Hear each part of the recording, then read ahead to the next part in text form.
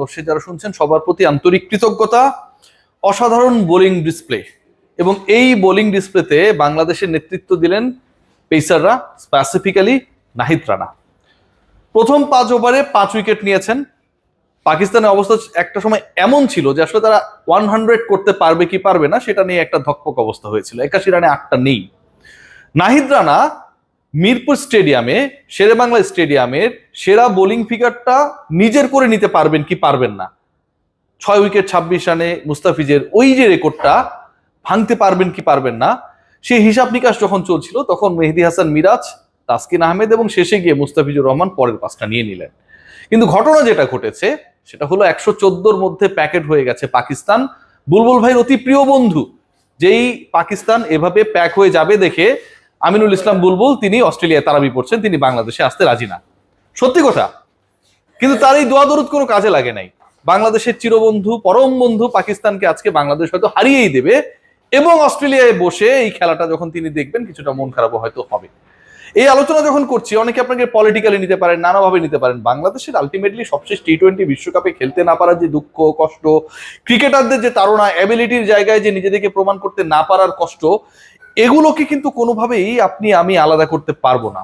যে দলটা 5 মাস পর ওয়ানডে খেলতে নেমেছে, যেই দলটার ওয়ানডে ফরম্যাটের র্যাঙ্কিং হচ্ছে নাম্বার 10th, যেই দলটা 9-এর মধ্যে না থাকলে, প্রকারান্তরে 8-এর মধ্যে না থাকলে সরাসরি পরের ওয়ার্ল্ড কাপ খেলতে পারবে কি পারবে না এরকম একটা অবস্থা, যখন তারা র্যাঙ্ক 4 টিমের বিরুদ্ধে খেলতে নামে এবং তাদের 114-র মধ্যে অল আউট করে দেয়, ঠিক তখন আসলে সেই দলের প্রশংসা করতে হবে। অনেকেই কমেন্ট বক্সে আমি দেখছিলাম বিভিন্ন পেজেস গুলোতে বলার চেষ্টা করছেন ধানক্ষেতের উইকেটে বাংলাদেশ তেমন করবেই।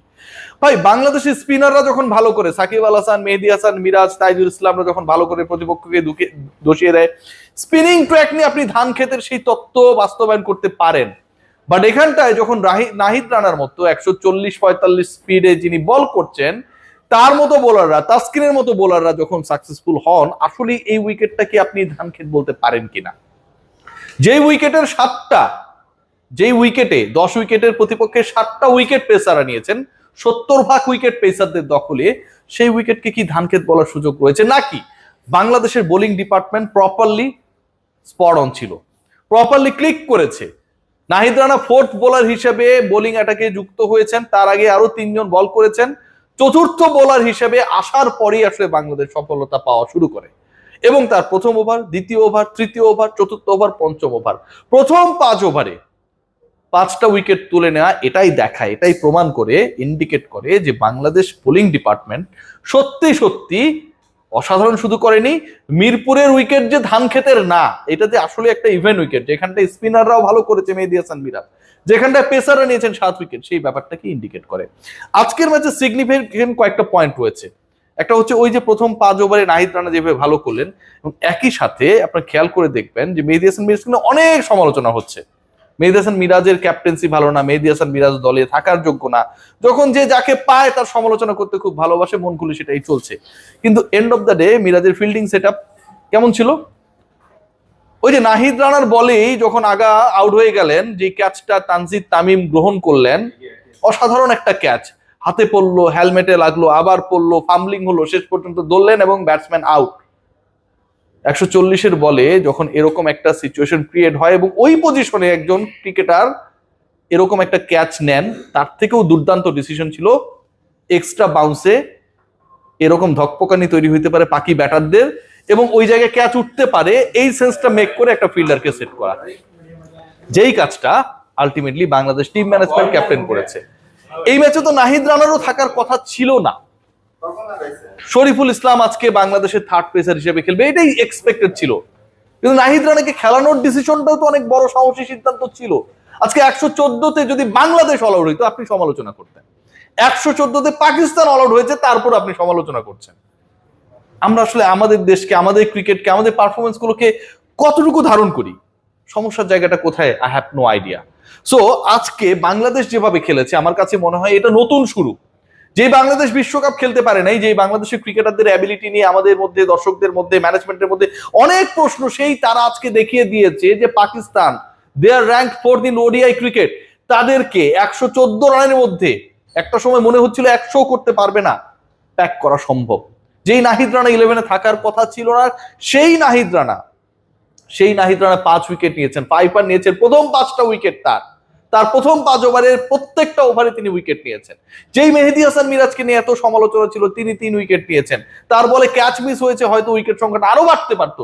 তানজিদ তামিম যেই কঠিন ক্যাচ নিয়েছেন নাহিদ রানার বলে, সেই তিনি সহজতম ক্যাচটা, দৌড়ে গেছেন, বল অনেকক্ষণ আকাশে ছিল, সেই ক্যাচ তিনি মিস করেছিলেন সেই মেহেদী হাসান মিরাজের বলে। এই আলোচনাগুলো কেউ করবে না। তানজিদ তামিমকে ওই শটে হেলমেট পরিয়ে ফিল্ডিং করতে ওই প্লেসমেন্ট যিনি করেছেন সেই ক্যাপ্টেনের প্রশংসা কেউ করবে না। But end of the day this is our team and they had done tremendously well. আজকের এই পারফরমেন্সটা বাংলাদেশ দলের জন্য প্রচন্ড প্রচন্ড দরকার ছিল, কারণ ব্যাটার এখন একটা রিলিভিং সিচুয়েশনে রয়েছে। বাংলাদেশ হোপফুলি এই ম্যাচটা জিতবে, যেহেতু আমরা ব্রেকেজ কন্টেন্টটা করছি, এবং বাংলাদেশ এই ম্যাচ জেতার মাধ্যমে একটা অসাধারণ টনিক পাবে। নাম্বার 1 যেটা, সেটা হচ্ছে আপনি আপনার থেকে অনেক বেটার র্যাঙ্ক টিমকে আপনি হারালেন। নাম্বার 2 যেটা, আপনার সিরিজ জয়ের পথে আপনি এগিয়ে গেলেন। পরের 2-এর মধ্যে একটা জিতলেই সিরিজ বাংলাদেশের। হোয়াইট ওয়াশও যদি করতে পারেন, সেই অপরচুনিটি আপনার সামনে বিধাতা এনে দিয়েছে। So let's see what happen. But the performance আজকে বাংলাদেশ দল দেখিয়েছে, যেভাবে বাংলাদেশ খেলেছে, যেভাবে নাহিদ রানা মুস্তাফিজের উপর অনেক আস্থা ভরসা, তাসকিনের উপর অনেক আস্থা ভরসা, রিশাদ অনেক ফাটিয়ে খেলবেন, তিনি বিগ ব্যাশ খেলে এসেছেন, কিন্তু ঘটেছে পুরোপুরি উল্টা। 10 উইকেটে 8টাই নিয়েছেন মিরাজ এবং নাহিদ, যাদের প্রতি ওই আস্থার জায়গাটা ছিল না।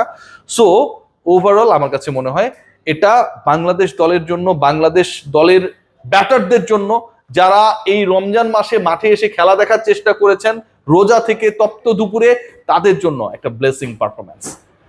শেষে আবারও বলতে হয়, যারা ময়েশ্চার হারাচ্ছেন, লিলি হুইপসিয়া বডি ওয়াশ আপনার শরীরে 72 ঘন্টা পর্যন্ত ময়েশ্চার ধরে রাখতে দারুণভাবে কার্যকর। সবাই ভালো থাকবেন, টেক গ্রেট কেয়ার।